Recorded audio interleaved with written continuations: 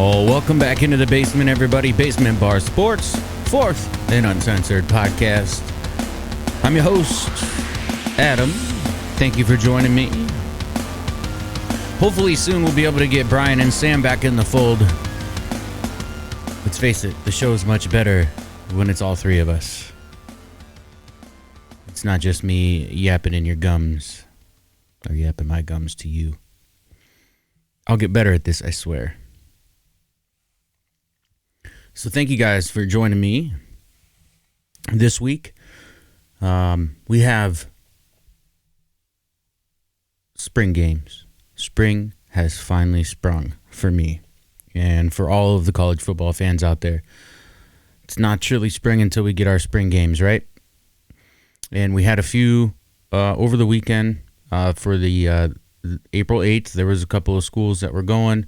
A lot of them, or most of them, are going to be next weekend on the 15th or the 22nd as well.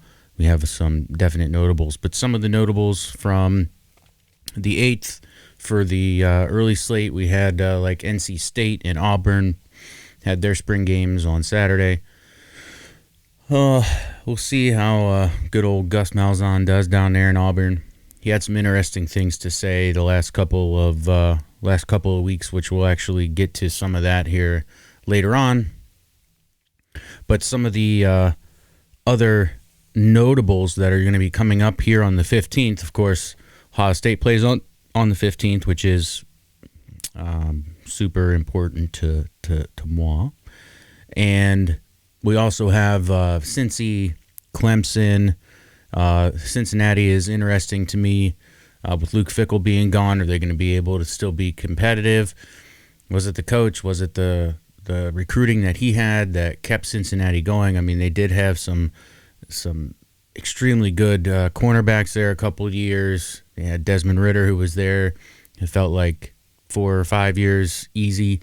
So they had some guys that were some mainstays there for a little while. They didn't do too bad again this year without, Sauce Gardner and some of the other ones that they did have. They still did pretty well this year. So I'd be interested to see if Cincinnati keeps that up going forward, especially moving to the Big 12 and getting out of Conference USA. So, like I said, Clemson, another big one on Saturday. North Carolina. It seems like good old Mac just can't string together that season that he needs there. So we'll see how North Carolina does, how they bounce back. No Sam Howell. So we'll see how it goes. Ole Miss, Penn State, Tennessee. Interested to see who the quarterback's going to be for them. Now that Hendon Hooker's gone, you could tell the visible difference in Tennessee with Hooker out. So they're really going to have to pay attention on who they're going to have as their quarterback if they want to be still competitive in the SEC. USC, who is the soon-to-be Big Ten, also on the 15th, along with Texas, Michigan State, Texas A&M, or as we like to call them here at Basement Bar Sports, Texas 8-4, Kansas State, and the defending national champs, Georgia, also on the 15th. A lot of these schools, we had some good quarterbacks. It's going to be a pretty deep draft for quarterbacks this year, so we do have quite a few that are going to be in the draft, and a lot of quarterback changeover at a lot of the schools. I missed also Friday the 14th, Miami SMU, which is interesting, and TCU also interesting to see. SMU and TCU with their quarterbacks, with Max Duggan leaving TCU and Tanner Mordecai going to Wisconsin, which I will also touch on some here in a little bit as well. But the spring games are important. So it's going to be interesting to see. I'll touch on a couple of spots here. With some of the spring games and what's going on there, some of the chatter with some of the teams, and for spring games in general, what some people are wanting to look at for the future of the spring games, to which I will let you know now I agree. But the 22nd, we do have some more notables that'll be coming out. Notre Dame, Wisconsin, like I said, be interesting to see what they do. Having Tanner Mordecai come in there from SMU. You have Luke Fickell as the coach now. And then we also have Alabama on the 22nd, Oklahoma, Oklahoma State, Stanford, Utah. Some of the bigger schools. Can Stanford bounce back in a new era, new coaching era? And Colorado as well on the 22nd, which obviously will bring a lot of fanfare. I'm pretty sure ESPN is broadcasting that one, of course, with Deion being there. So they're getting a lot of pub. It goes without saying, obviously, Deion Sanders is there prime time. I mean, he's a draw regardless. Look how he brought Jackson State out of the abyss, essentially. Nobody really knew about him until he was there. And then Saturday the 29th, Oregon's got their spring game, and then my technical alma mater of Kent State. Kent State, God, I love them last year. They gave games to some heavy hitters last year. Gave a game to Georgia, and they weren't backing down last year. They were taking all kinds of big games. So Texas A&M the year before, that one was great. So let's see what that program's got this year. So going on with some of the spring game talk. So one of the big things that has kind of come up, and I had mentioned something about Gus Malzahn because I think he was really the one that kind of put it into words. But spring games going to a scrimmage format or intermural, essentially. There's a lot of talks starting about that on whether it's good. The college game has really transformed over the years. And I think that with the way that college football is now moving into a 12-team playoff, it's going to be much, much more important to have some of those big games on your schedules. I mean, you know, the SEC is kind of putting that out there with their schedule changes, making it a little bit tougher, so to speak. But here's my thing, right? Take some of those games that you are not going to generally see during a regular season. I don't care who it is. Take some of the smaller schools then in that scrimmage, ones that can get some TV pub time, right? I think Gus Malzahn said something about them playing Troy and Alabama, or vice versa, playing Troy and then somebody else as well. I forget what the other school was right off the top of my head, but those are the things, like games that you would not normally see. You could take Ohio State versus Ohio, or Ohio State and, you know, somebody from Pennsylvania, or a smaller school from Indiana, or any of those, Western Michigan, something of that nature, or, you know, a Western Kentucky, perhaps. Same thing with, you know, Penn State and some of the other big schools up north. The team up north, you know, they can do some whatever they want. I don't care. But that would be, I think, a really big draw for the spring as well. You can get a lot of proceeds. There could be a lot of money involved in that.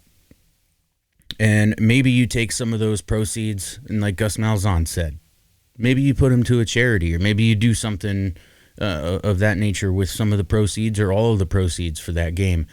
But the viewership of those games and the people that would actually show up to some of these games, I think would be amazing, because you're really putting ones against ones at that point, twos against twos, so on and so forth. But you're able to really kind of gauge where your team is at in the spring. Yeah, you got your ones against ones kind of on the defense, but you still got guys that are kind of coming up in the ranks and not fully showing themselves. The level of competition isn't fully there because it's a spring game. You're playing each other, you know. So I really like the idea of going to a scrimmage or intramural type format. I think it would be great for college football, and I think it would be great for a lot of the smaller schools. And then that moving in and kind of taking over the regular season, you don't play some of those smaller schools that you would play as your tune-ups and things of that nature in the regular season, because you're playing them in the scrimmage. So that kind of takes one of those away. That gives you the ability to schedule a harder game or a more tough team, a Power 5 team if you're a Power 5 team. Notre Dame always plays a pretty brutal schedule. I mean, if you look at the majority of the teams that they play, they're going to be in the top 25 at some point in the year, or have been, or will be, or so on and so forth.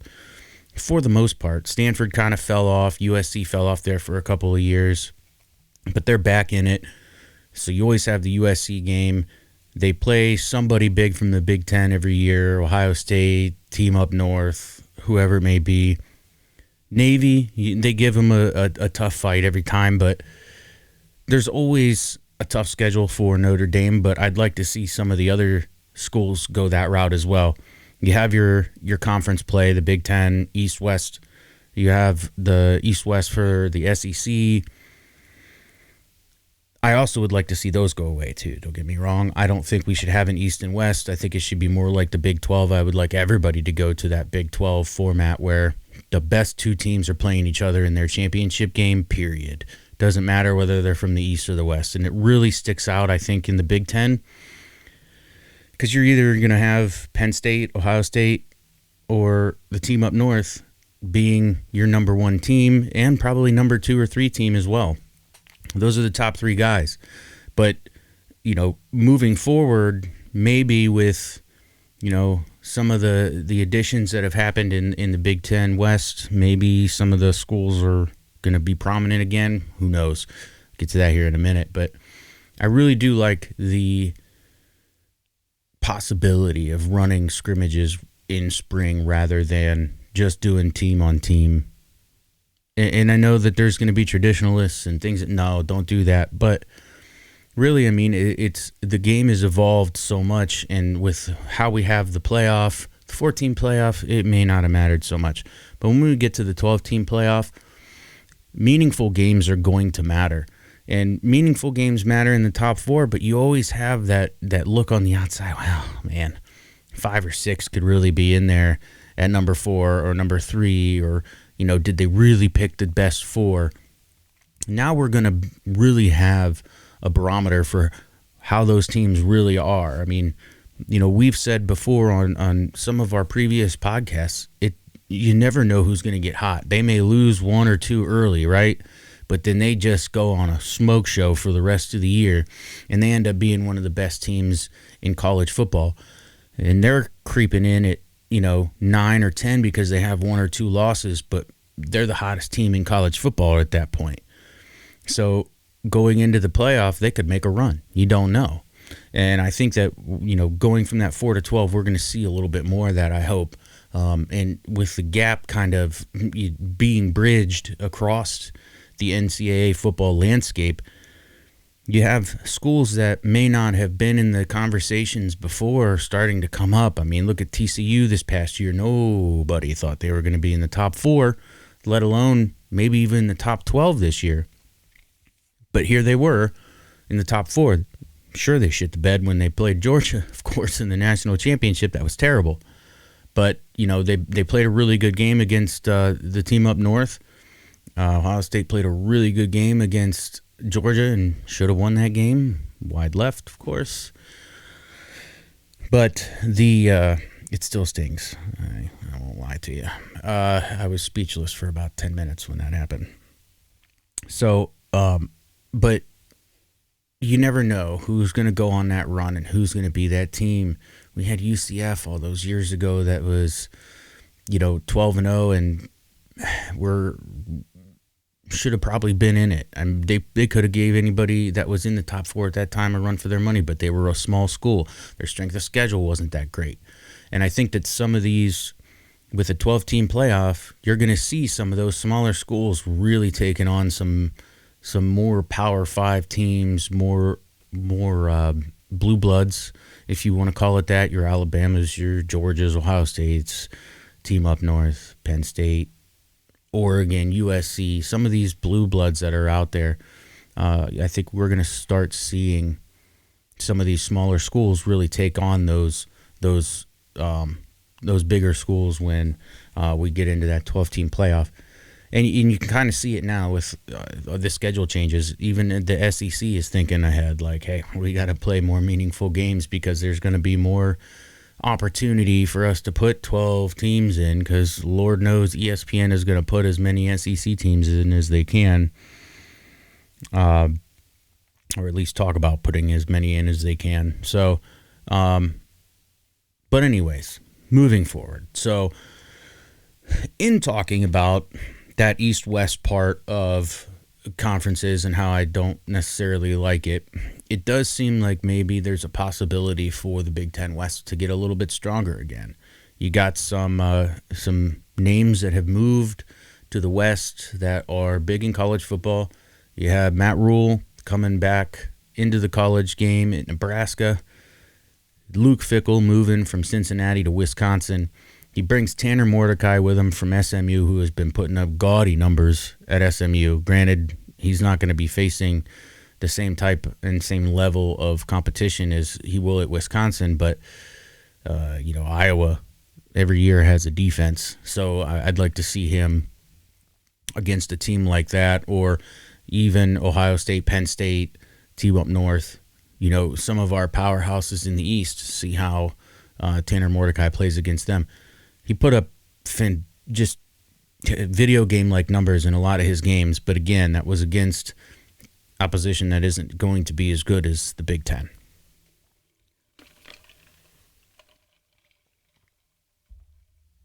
So that'll be interesting to see if maybe those coaches coming into Wisconsin, Nebraska, Matt Rhule, Luke Fickell, can they turn those two programs around, make them the powers of the West again? That way we have a little bit more of an interesting time for as long as we stick with these divisions.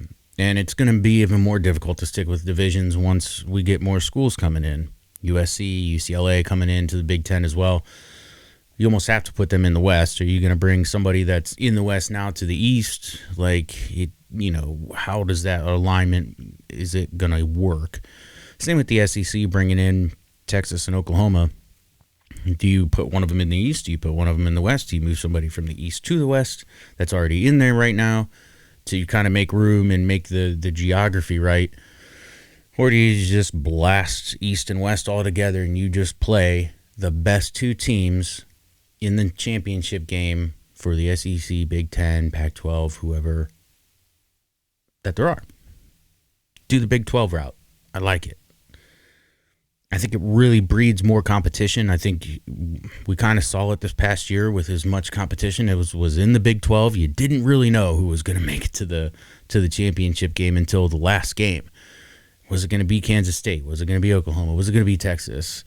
We kind of knew TCU was going at that point because they were undefeated, but boy, did they have some really close games. So, going forward, I'd like to see them just completely get rid of East, West, blah, blah, blah. I'd almost like them to just get rid of everything, make it one big honeypot. Anybody can play anybody on any given Saturday, and I think that the game would be so much more interesting to watch. It already is super interesting, but boy, would that bring some fire to it.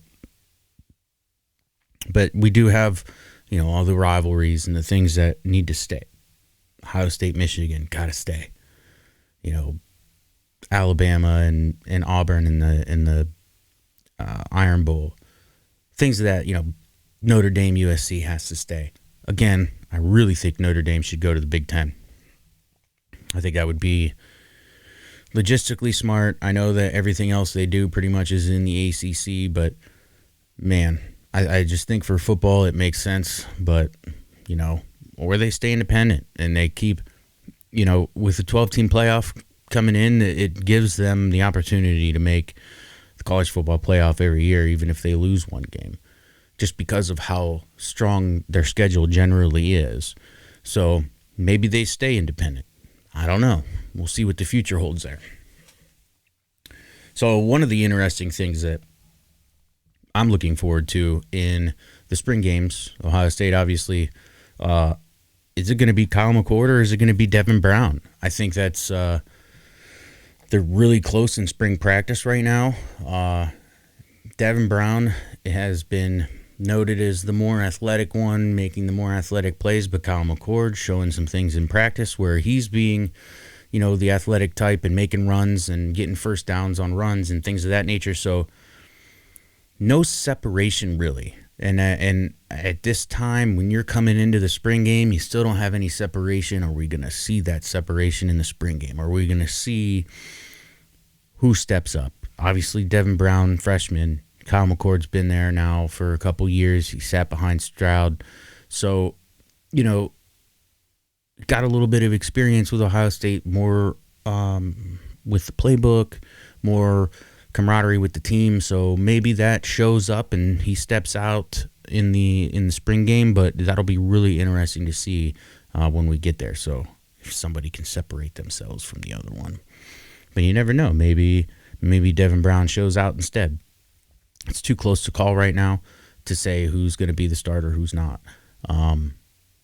We may not know until the season starts. That has happened before with Ohio State and many other teams too that are having quarterback battles. I think we have, some of the guys that have transferred. We know they're going to be the starters where they're going. Notre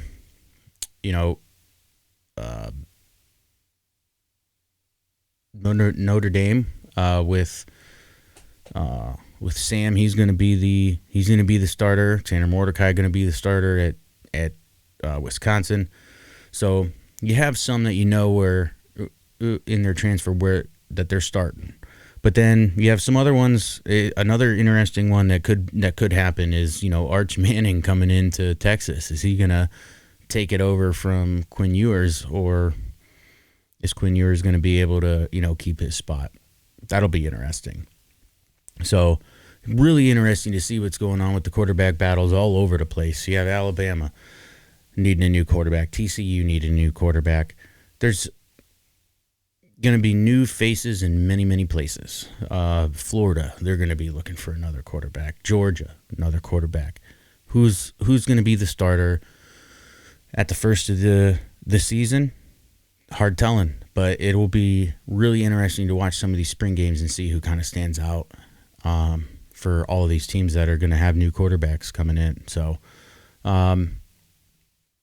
going to some more about the clock. So some of the clock rules still in play that they're kind of toying with. The clock running on first down, except for within the last 2 minutes of the second quarter and the fourth quarter. I kind of like that. Not doing it all the time, but it does kind of quicken the pace of the game.